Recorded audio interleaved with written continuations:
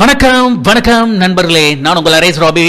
இன்று நாம் பார்க்கக்கூடியது நகராட்சி தேர்தல் கேலிக்கூத்து. முக்கியமாக விஜய் அவர்களுடைய அரசியல் பிரவேசம் ஜொலிக்குமா, மக்களிடையே எடுபடுமா, ரசிகர்களின் வற்புறுத்தினால் வந்தாரா அல்லது அவருடைய தனிப்பட்ட ஊன்றுதனால் வந்தாரா? இது எல்லாத்தையும் தான் இந்த காணொலியில் பார்க்க போகிறோம். முக்கியமாக பார்த்தீங்கன்னா விஜய் அரசியல் எடுபடுமா, அவர் தன்னுடைய தந்தையுடன் இருந்த முரண்பாடு, அதிலேருந்தே டோட்டலாக நம்ம ஆரம்பிப்போம். ஆனால் இன்றைக்கு இருக்கக்கூடிய சூழல் இவருக்கு கை கொடுக்குமா? ஆமாம் நண்பர்களே, வாங்க அதை பற்றி தான் இந்த வீடியோ ஃபுல்லாகவே நம்ம பார்க்க போகிறோம். எஸ் மை டியர் ஃப்ரெண்ட்ஸ், அதுக்கு முன்பு நம்ம சேனல் அரேஸ் ராபியஸ் சப்ஸ்கிரைப் பண்ணாதவங்க கண்டிப்பாக சப்ஸ்கிரைப் பண்ணிவிடுங்க. வாங்க வீடியோக்குள்ளே போகலாம். முதல்ல பார்த்தீங்கன்னா அதிமுக ஒரு சின்ன ஒரு கேப்பு கிடைச்சதில் சைக்கிள் ஓட்டுறதே கஷ்டம். ஆனால் நம்மளால ஆட்டோ ஓட்ட திட்டம் தீட்டியிருக்காரு. இந்த எலெக்ஷனை பார்த்தீங்கன்னா நகராட்சி தேர்தலையே தனக்கு ஆட்டோ சிம்பிளை கொடுக்க சொல்லி கேட்டாருங்களா. ஒரு கட்சி ரெஜிஸ்ட்ரேஷனே பண்ணலை, இவரோட பயணம் செய்யும், அதாவது அரசியலுக்கு வித்திடும் அப்படின்னு பார்க்கும் பொழுது புசி ஆனந்த் ஒருத்தர் இருக்கார். அவர் முன்னாள் காங்கிரஸில் இருந்து அவர் எம்எல்ஏவாக இருக்கார்.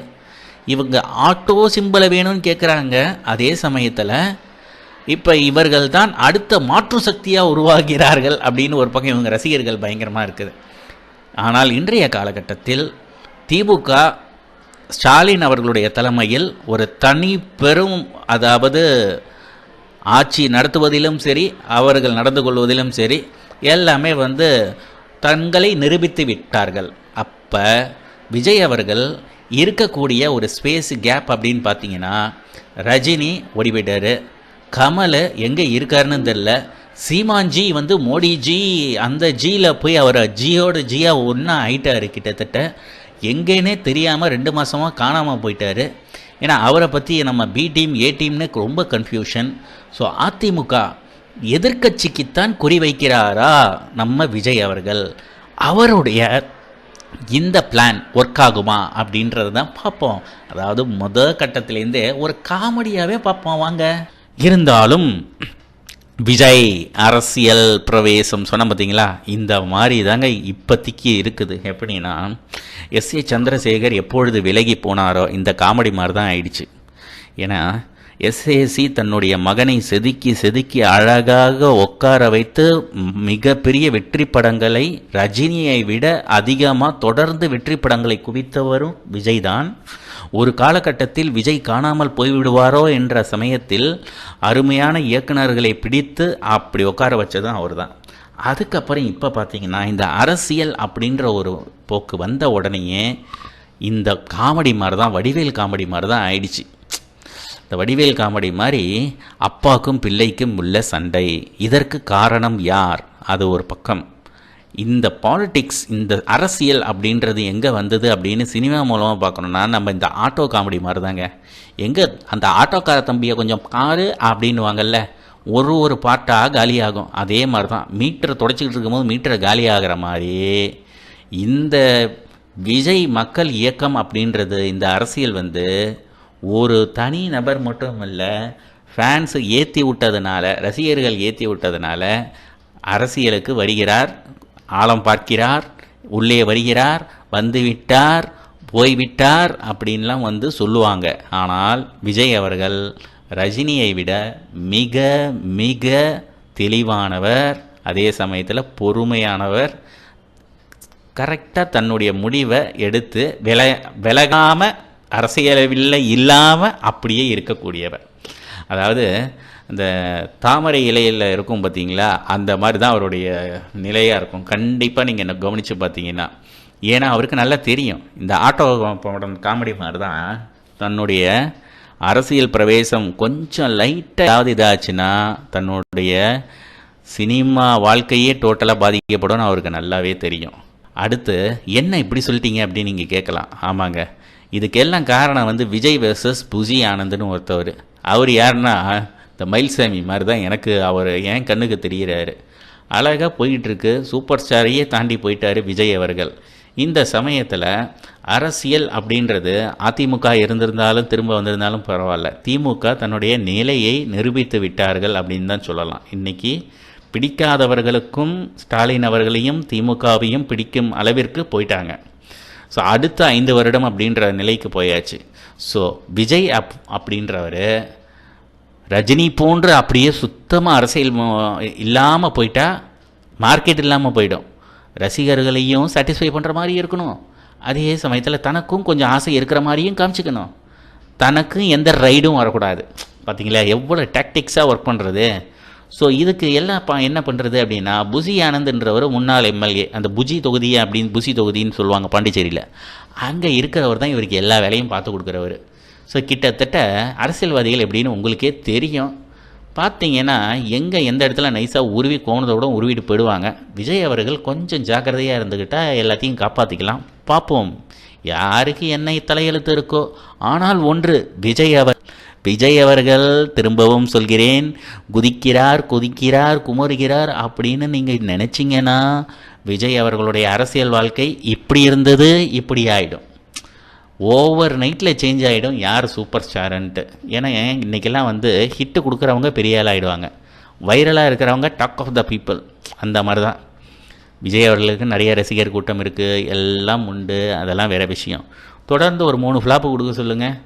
கொடுத்தீங்கன்னா யாராக இருந்தாலும் சரி, ஒரு ரசிகர் இது அப்படின்னு பார்த்தீங்கன்னா ஆட்டம் கண்டுடும். அதனால் இன்றைக்கி இருக்கக்கூடிய காலகட்டத்தில் அந்த மாதிரி விஷயங்களில் ரொம்ப கவனமாக ஜாக்கிரதையாக இறங்குவார் அப்படின்னு தான் என்னுடைய கண்ணோட்டத்தில் புரியுது. இவர் எடுத்த உடனே கௌதம் போகணும் அப்படின்லாம் இருக்க மாட்டார். என்ன ஒரு எம்பி பதவி வாங்கிக்கிட்டு நம்ம அமிதாப் பச்சன் ரேஞ்சுக்கு உட்காந்துருவார் அப்படின்ற மாதிரி தான் என்னுடைய கண்ணோட்டத்துக்கு. இதில் பார்த்தீங்கன்னா விஜய் அவர்கள் எம்ஜிஆர் கிடையாது, நல்லா புரிஞ்சுக்கோங்கப்பா, எம்ஜிஆர் கிடையாது. எம்ஜிஆர் வேறு, இவருடைய வேறு. எம்ஜிஆர் அவர் எப்படி இருந்தார், சினிமாலேருந்து அரசியலுக்கு எப்படி வந்தார், அதற்கு பின்பு எம்ஜிஆர் கருணாநிதி 2 நண்பர்கள் எப்படி இருந்தார்கள். எம்ஜிஆர் அரசியலுக்கு வரும்பொழுது அதாவது ஆளுங்கட்சி, அதாவது ஒன்றிய அரசு, சென்ட்ரல் கவர்மெண்ட், இந்திரா காந்தி அரசு எப்படி அவருக்கு நெருக்கமாக இருந்தது, இதெல்லாம் ரொம்ப முக்கியம். அந்த சமயத்தில் ஓவரால் எல்லாமே காங்கிரஸ் தான். சரி, இன்றைக்கி விஜய் அவர்கள் அதே மாதிரி எம்ஜிஆர் பாணியிலேயே போய் சென்ட்ரலுக்கே இவர் இதாக இருக்கிறாருன்னா, சென்ட்ரல் யார் இருக்கா, பிஜேபி ஓவராலாக இருக்காங்கன்னு வச்சுக்கோங்களேன். அப்படி நீ பிஜேபி கூட இவர் கூட்டணி அப்படின்ற மாதிரி இவர் நடக்கா போனால் இங்கே ஆட்டங்கன்றவர். தமிழ்நாட்டில் எவன் பிஜேபி கூட ஒன்றா இருந்தாலும் சரி அவனை அடித்தே துரத்துவானுங்க. அந்த மாதிரி ஆளுங்க தமிழ்நாட்டு ஆளுங்க. ஸோ அந்த தப்பு செய்வாரா, செய்ய மாட்டார். ஸோ விஜய் எம்ஜிஆர் கிடையாது அப்படின்றது, விஜய் எம்ஜிஆர் அளவுக்கு அரசியல் நுண்ணறிவு கிடையாது, நுட்பமும் கிடையாது, அந்த அளவுக்கு ஒரு அனுபவம் கிடையாது. சினிமாவில் நடிக்கிறாரா, போயிட்டே இருக்கணும். நம்ம முன்னாடியே பார்த்துருக்கோம், சிவாஜி அவர்கள் எவ்வளவு இழந்திருக்கிறார், ரஜினி அவர்கள் எவ்வளோ மனதால் எவ்வளோ பெரிய பிரச்சனைகள் உள்ளாகி இருக்கிறார். எல்லாத்தையுமே இந்த ஆட்டோக்காரன் கதை மாதிரி ஆகிடக்கூடாது. ஏன்னா ஏற்கனவே நம்மளால் ஆட்டோ சிம்பல் தான் வேணும் அப்படின்றாரு. நீ ஒரு கட்சியே ஆரம்பிக்கலை, கட்சியை ரெஜிஸ்டர் பண்ணலை, அப்புறம் எப்படி நீ எல்லா தொகுதியிலையும் நான் ஆட்டோ சிம்பல் தான் வேணும்னு கேட்கலாம்? சரி, உனக்கு அட்வைசராக இருக்கக்கூடிய புசி ஆனந்துக்கு இந்த அறிவு இருக்க வேணாம்? ஆக மொத்தம் உங்கள் ஆளுங்களில் இருக்கக்கூடிய அறிவே அந்த அளவுக்கு தான் இருக்குது அரசியலோட இது. அப்போ ஆட்டோ சிம்பல் தான் வேணும் எனக்கு, இத்தனை தொகுதியில் ஓட்டிய போடுற எனக்கு அப்படின்னும் பொழுது எந்த அளவுக்கு அரசியல் பக்கபலமாக இருக்கக்கூடியவர்கள் உங்களுக்கு ஆலோசனை கொடுக்க போகிறவர்களாக இருக்கிறார்கள். இங்கே தான் நீங்கள் நின்று பார்க்கணும். விஜய் அவர்கள் வருவது நல்லதா கெட்டதா, சரியா தவறா, நீங்களே முடிவு பண்ணிக்கோங்க. நான் எதுவும் சொல்ல. அடுத்து பார்த்தீங்கன்னா, இல்லை நான் கண்டிப்பாக வந்தே தீருவேன் அப்படின்ற மாதிரி சொன்னாருன்னா இந்த மாதிரி தான் நடக்குங்க. என்னென்னா எந்த சமயம் யார் மேலே வருவாங்கன்னே சொல்ல முடியாது. ரஜினி கமல் 2 பேரும் இருந்தாங்க. 1990க்கு பிற்பாடு தான் வெவ்வேறு பாதை மாறுறாங்க. குணா தளபதி, ரஜினி கமல். இப்போ அதே போன்று தான் இங்கே இன்றைக்கு இருக்கக்கூடிய காலகட்டத்தில் தெளிவானவர்கள் இளைஞர்கள், சமூக ரீதியான படங்கள், தெளிவான படங்கள், நல்ல தன்னுடைய திறமையை காண்பிக்கும் கூடிய படங்கள், சமூக அக்கறையுள்ள படங்கள், சமூகத்தில் நடக்கும் அவலங்களை எடுத்துரைக்கும் படங்கள், இந்த மாதிரி படங்களுக்குத்தான் அதிகமான வரவேற்பு. இதைத்தான் தூக்கி வைப்பார்கள். ரஜினியை மாதிரி நம்மளும் வந்து கையை அசைச்சு காலை அசைச்சு சும்மா செயலை காமிச்சு வரலனா வாய்ப்புள்ள ராஜா, நீ அப்படியே பேக்கப்பு ராஜா, அப்படித்தான் இருக்கும். சரி, விஜய் அவர்கள் இந்த அரசியல் இது அப்படின்றத அழகாக தாமரை மேல் இருக்கும் அந்த நீர் போல அந்த இது எப்படி இருக்கும் அந்த மாதிரி ஓடிட்டார்னா எஸ்கேப்பு அப்படின்னு சொல்லலாங்க. அடுத்து முக்கியமாக உங்கள்கிட்ட கடைசியாக சொல்லி முடிக்கிறது, நகராட்சி தேர்தல் ஒரு கேலி கூத்து, விஜய் அரசியல் என்பது ஒரு மாயை, சீமான்ஜி காணவில்லை. பிஜேபி அதிமுக இதில் வந்து என்ன பிரச்சனைகள் என்றால், இவங்க 2 பேரும் புருஷன் முன்னாடி தகராறுன்னெலாம் கிடையாதுங்க. இவங்களுடைய தகராறே வேறு லெவலு. என்னன்னா ஆண்மையே இல்லை அப்படின்ட்டாங்க. சூப்பராக அடித்தாங்க பார்த்தீங்களா? அங்கே தான் நிற்கிது இவங்க கூட்டணி. ஆக மொத்தம் நகராட்சி தேர்தல் கூத்து என்பது ஒரு மிக பெரிய அளவில் தாக்கம் இருக்கவே இருக்காது. ஈஸியாக அப்படியே திமுக அல்வா துண்டு மாதிரி அள்ளிட்டு போயிடுவாங்க. தனித்து நிற்கக்கூடிய பிஜேபிக்கு 3 ராமம் கிடைக்கும்.